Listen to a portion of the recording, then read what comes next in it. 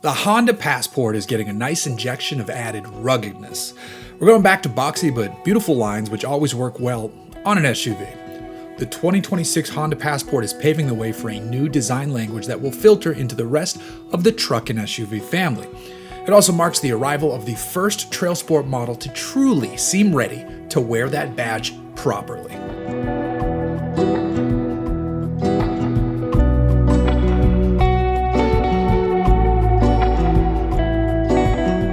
Style-wise, Honda is moving the Passport forward while giving us a nice nod to the past. See that rear pillar treatment? It absolutely reminds me of the first-gen Passport, yet it now fits into what Honda describes as a design theme related to a backpack? Yes, the idea is that you have a vehicle ready for adventure and it can hold all of your stuff. That rear bit of roof actually has a matte black portion, which is so owners can lean stuff like fishing poles, surfboards, kayaks, or whatever against it without damaging the paint. All models of the new Passport are wider than the previous version. The wheelbase is 2 3/4 inches longer and the A-pillar sweep angle is a bit more aggressive. Pair that with the nice dash to axle ratio and you have a strong stance. Speaking of the stance, all Passport models get 18-inch wheels. The Passport RTL has gloss shark gray wheels set with 265/60 tires. The 18s for the Trailsport and Trailsport Elite have different designs and finishes. Plus, they wear a set of 275/60 all-terrain tires from General Grabber. That's very nearly a 31-inch tire, which is great for this class and size of vehicle. Honda has completely reworked the interior of the 2026 Passport. Each trim gets power adjustable and heated front seats as standard. Trailsport models get orange contrasting stitching, while the top spec Trailsport Elite packs perforated leather trim, ventilation for those front buckets, a heated steering wheel, and an upgraded 12-speaker Bose audio system.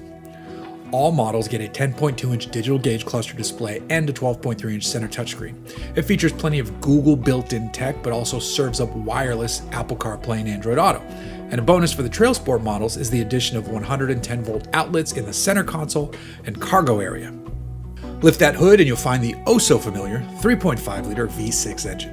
Here though, it's making a dash more power than before.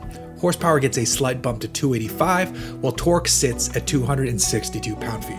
Backing that up is a 10-speed automatic and paddle shifters are standard. The powertrain delivers its grunt to the ground via Honda's iVT M4 all-wheel drive system.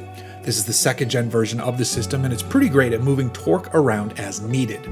The rear drive unit is stronger now too, and Honda says it can handle 40% more torque while working 30% more quickly to move that torque. Even better is that 70% of the torque can be sent to the rear axle, and of that, 100% can be moved left or right. The max tow rating remains a very healthy for its class, 5,000 pounds.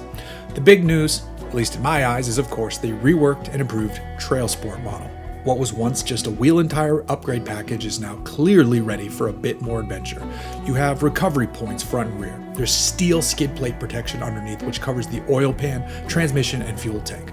The anti-roll bars have been tweaked to allow for greater articulation, and the spring rates and damper tuning has been adjusted for better performance off-road. Even the fog lights are mounted slightly higher up to get out of the way in case you whack the nose out on the trail. For a great look at what it's like to drive one of these off-road, even in pre-production spec, go check out this Kelly Blue Book video from our friends over on that side of the family. Lynn Woodward did a great job on that drive. Even seemingly smaller touches like getting rid of the shark fin antenna on the roof, sinking the valve stems deeper into the wheel for better protection, pair with the notion of bigger touches Honda is making available through its accessories or parts programs. You can add sliders to this thing now. It's much more legit than the last version. Add in the 2 new Trailsport colors of sunset orange and ash green metallic, and it's all the more fun. Good color paint is always more interesting than black, silver, or white. I cannot wait to get my hands on one of these and get it absolutely covered in dust and dirt. There's no word on the price just yet, but Honda says it will start in the mid $40,000 range. The 3 trims are the RTL, Trailsport, and Trailsport Elite, and the 2026 Passport lands sometime early on in 2025.